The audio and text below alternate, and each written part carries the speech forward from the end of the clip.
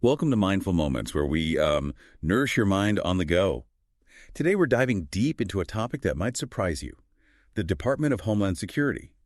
Buckle up, because we're using cutting-edge AI narration to make this journey even more immersive. And trust me, you won't want to miss this. You know, what's often overlooked is that America's preoccupation with safety didn't begin with 9/11.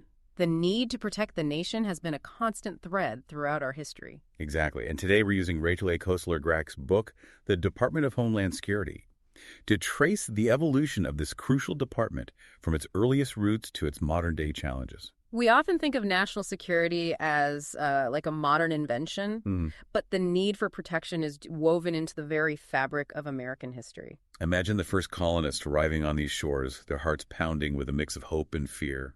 What were their immediate concerns? Survival, pure and simple. Protecting their fledgling settlements and borders from Native Americans was paramount. It was a daily struggle against the unknown, a fight for their very existence. It's a stark reminder that the desire for safety is a primal human instinct, something that transcends time and circumstance. And perhaps even more surprising is the fact that domestic threats have often posed a greater danger to America than foreign enemies. It's easy to assume that terrorism comes from outside. But history tells a different story. Take the Civil War, for example. The very fabric of the nation was torn apart, and the violence wasn't confined to battlefields. Think about those Confederate spies trying to burn down New York City. A chilling reminder that danger can lurk even within our own borders. The Civil War was a turning point, exposing the need for internal security measures. It forced the nation to confront the reality that threats can arise not just from external forces, but also from within. And then, of course, there's the horrifying legacy of the Ku Klux Klan. Their reign of terror demonstrated the dark side of human nature and the urgent need to safeguard not just physical borders, but also the very soul of a nation. The KKK's actions serve as a stark reminder that threats to security can emerge from the shadows of society itself, fueled by hatred and prejudice. Fast forward to the 20th century, and we encounter the Red Scare. The anxiety surrounding communism and socialism gripped the nation. The Wall Street bombing in 1920, still shrouded in mystery, reflects the climate of fear that permeated that era. The Red Scare highlights how perceived ideological threats can lead to government actions that impact civil liberties. The Espionage and Sedition Acts, while intended to protect national security, raised concerns about the suppression of free speech and dissent. It's a tension that democracies continue to grapple with, finding the balance between security and individual rights. And then, of course, there's Pearl Harbor, a date etched into the American psyche. It's almost like a historical echo of 9/11. The suddenness of the attack, the shock, the realization that America was vulnerable, even on its own soil. The parallels between Pearl Harbor and 9/11 are undeniable. Both events shattered the illusion of invulnerability and triggered profound shifts in government policy and public perception. And what's even more fascinating is that during World War II, German saboteurs actually landed on American shores. It sounds like something straight out of a spy thriller. The story of those German saboteurs is a reminder that even in the midst of global conflict, threats can penetrate seemingly secure borders. It underscores the importance of intelligence gathering and counterintelligence operations, a constant battle fought in the shadows. And then came the Cold War, a chilling era defined by the threat of nuclear annihilation. The arms race, the bomb shelters.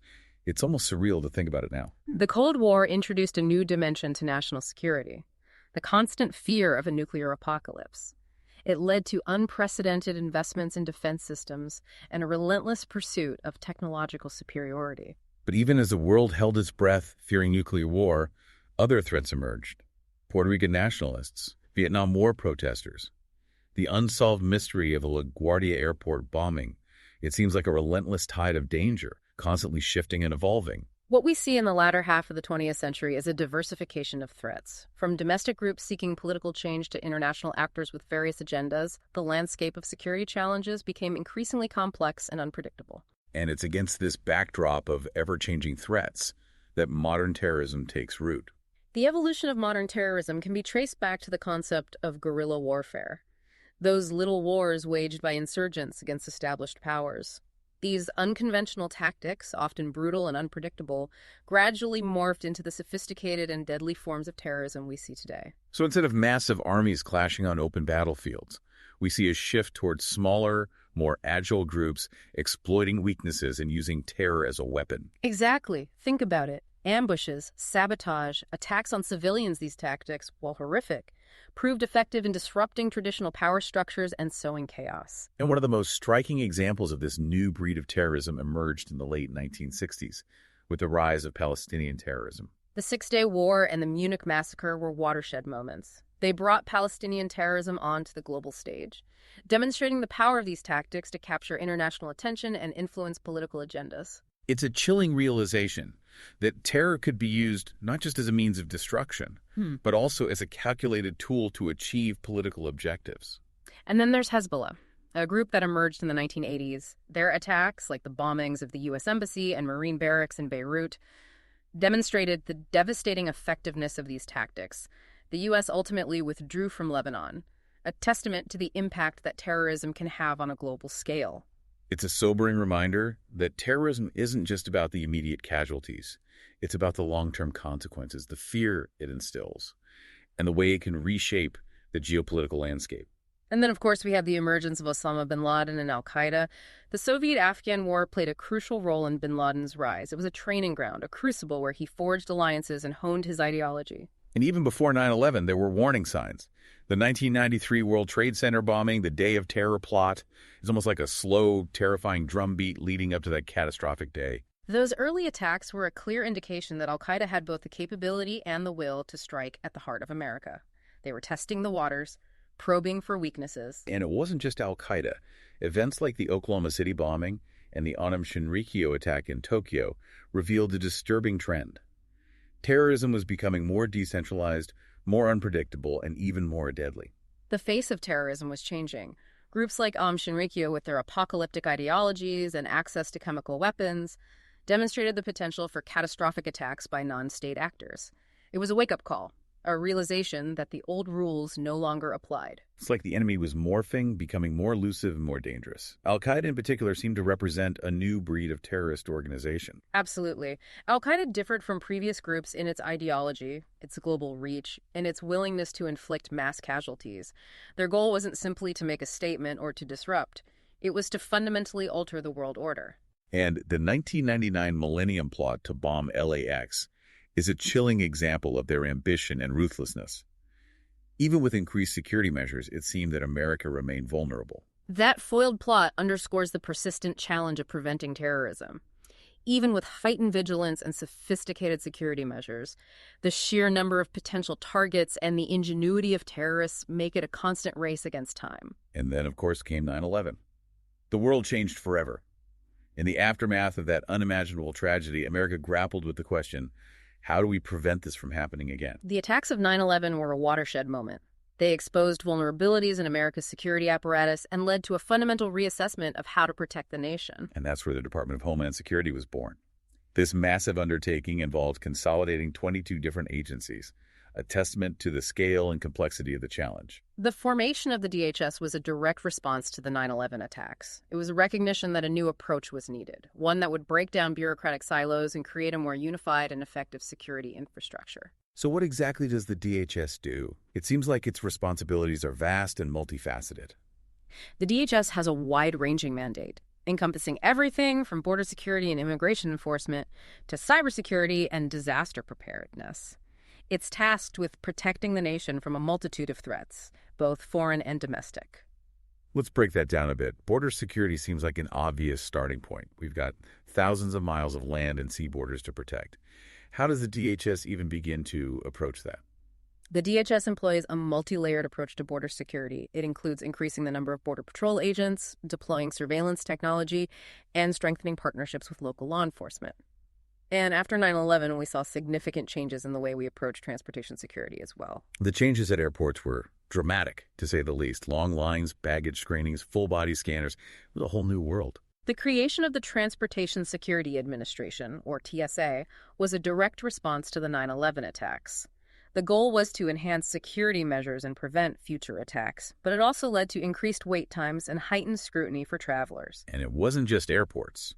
Securing our land borders with Mexico and Canada also presented unique challenges. The vast distances involved, the flow of legitimate trade and travel, and the constant threat of smuggling and illegal immigration make securing land borders a complex and multifaceted task. The DHS utilizes a variety of methods, including physical barriers, surveillance technology, and intelligence gathering to address these challenges. But even with all those measures, it seems like there are still vulnerabilities, points of entry where determined individuals or groups could potentially exploit weaknesses. Absolutely. Securing borders is a constant challenge, and there's no foolproof solution. The DHS must continuously adapt to evolving threats, employing a combination of technology, manpower, and intelligence to minimize risks. And then there's the whole issue of emergency preparedness and response. FEMA falls under the umbrella of the DHS, right? Yes, FEMA, the Federal Emergency Management Agency, plays a crucial role in responding to natural disasters and other emergencies. It coordinates relief efforts, provides assistance to affected communities, and works to build resilience before disasters strike. And we saw how critical that role is during Hurricane Katrina. The response to that disaster was widely criticized. There were communication breakdowns, logistical nightmares, and a lot of finger-pointing afterward. Hurricane Katrina was a major test for FEMA, and it exposed weaknesses in the nation's emergency preparedness and response capabilities. The storm's devastating impact and the subsequent challenges in providing relief highlighted the need for improved coordination, communication, and resource allocation. It makes you wonder, are we truly prepared for the next big disaster, whether it's a natural disaster or a terrorist attack? That's a question that weighs heavily on the minds of those responsible for Homeland Security. The reality is that no amount of planning can fully anticipate every possible scenario or eliminate all risks. So beyond boots on the ground and border patrols, what about the more technological aspects of Homeland Security? What about the science and technology side of things? The Science and Technology Directorate is a key component of the DHS. It's tasked with developing and deploying cutting-edge technologies to enhance Homeland Security. They're working on everything from detecting biological threats and improving cybersecurity to developing new tools for first responders. It sounds like they're on the cutting edge of innovation, trying to stay one step ahead of the bad guys. But what about the threat of cyber terrorism? That seems like a whole different ballgame. Cybersecurity has become a paramount concern in the 21st century. The interconnectedness of our world means that a single cyber attack could have devastating consequences, disrupting critical infrastructure, crippling communication systems, and even compromising national security. And the perpetrators of these attacks could be anyone, anywhere in the world.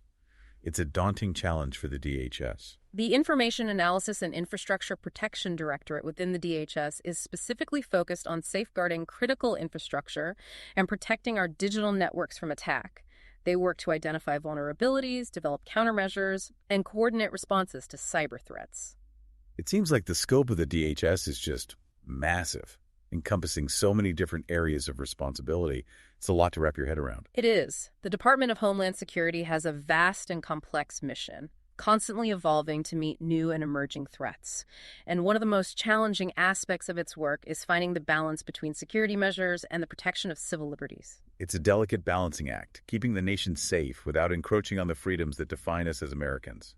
It's a tightrope walk, and the stakes are incredibly high. One of the most controversial examples of this tension emerged in the aftermath of 9/11 with the passage of the Patriot Act.